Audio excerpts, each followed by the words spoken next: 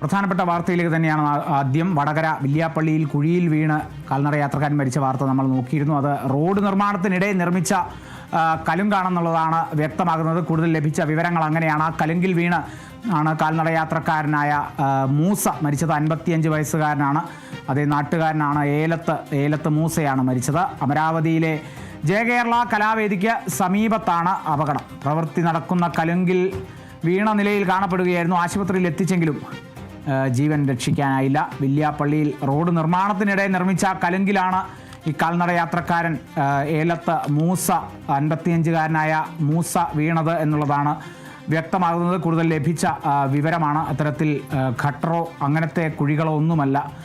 Road നിർമ്മാണത്തിനായി നിർമ്മിച്ച കലുങ്കിലാണ് ഈ കാൽനട യാത്രക്കാരനായ മൂസ വീണത്. അമരാവതിയിലെ ജയകേരള കലാവേദിക്ക് സമീപത്താണ് ഈയൊരു നിർമ്മാണത്തിലിരിക്കുന്ന ഈയൊരു കലുങ്കുള്ളത്. അവിടെ വെച്ചാണ് ഈ ഒരു അപകടം സംഭവിച്ചത്. പ്രവൃത്തി നടക്കുന്ന ആ കലുങ്കിൽ വീണ നിലയിലാണ് ഈ മൂസയെ കാണപ്പെട്ടത്.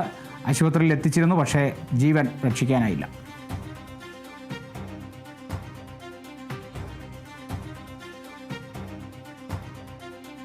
കോഴിക്കോട് വടകര എടച്ചേരി തലായിൽ ജീപ്പ് പിടിച്ച് ഹോട്ടൽ ജീവനക്കാരി മരിച്ചു. പുറമേരി സ്വദേശി ശാന്തയാണ് മരിച്ചത്. ബസ് ഇറങ്ങി റോഡ് മുറിച്ച് കടക്കുന്നതിനിടെ ജീപ്പ് പിടിച്ച് തെറിപ്പിക്കുകയായിരുന്നു. ഇടിയുടെ ആഘാതത്തിൽ ഗുരുതരമായി പരിക്കേറ്റു ശാന്തയ്ക്ക്. സംഭവ സ്ഥലത്ത് വെച്ച് തന്നെ മരിക്കുകയായിരുന്നു. ജീപ്പ് ഇടിച്ച് തെറിപ്പിക്കുകയായിരുന്നു എന്നുള്ളതാണ്. വലിയൊരു ആഘാതം ആ ഇടിയിലുണ്ടായിട്ടുണ്ട്. അതിലാണ് ഈ ഹോട്ടൽ ജീവനക്കാരിക്ക് ശാന്തയ്ക്ക് ആഘാതം ഉണ്ടായിരിക്കുന്നത്, ഗുരുതരമായ പരിക്കുണ്ടായിരിക്കുന്നത്. അവിടെ വെച്ച് തന്നെ സംഭവ സ്ഥലത്ത് വെച്ച് തന്നെ ശാന്ത മരിക്കുകയായിരുന്നു എന്നാണ് വിവരങ്ങൾ ലഭിക്കുന്നത്. കോഴിക്കോട് വടകര എടച്ചേരി തലായിലാണ് ഇത്തരത്തിൽ ഈയൊരു അപകടം ഉണ്ടായിരിക്കുന്നത്. ജീപ്പ് പിടിച്ചാണ് ഹോട്ടൽ ജീവനക്കാരിയായ ശാന്ത, പുറമേരി സ്വദേശി ശാന്ത മരിച്ചത്.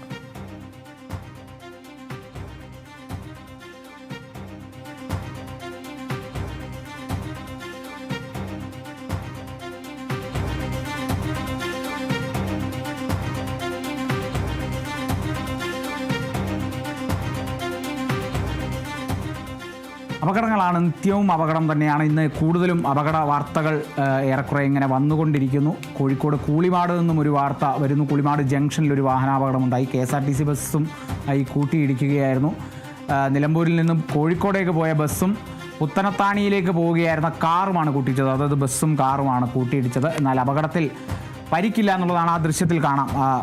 എതിർദിശയിൽ വന്ന 2 വാഹനങ്ങൾ തമ്മിൽ കൂട്ടിയിടിക്കുകയായിരുന്നു. അതൊന്ന് ഒരു KSRTC ബസ്.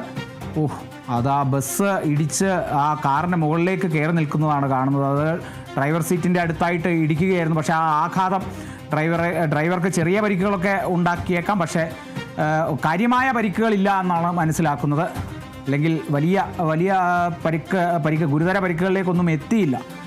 അത് ഏറെ ഭാഗ്യം എന്ന് തന്നെ പറയാം. പുത്തനത്താണിയിലേക്ക് പോവുകയായിരുന്ന കാറായിരുന്നു അത്.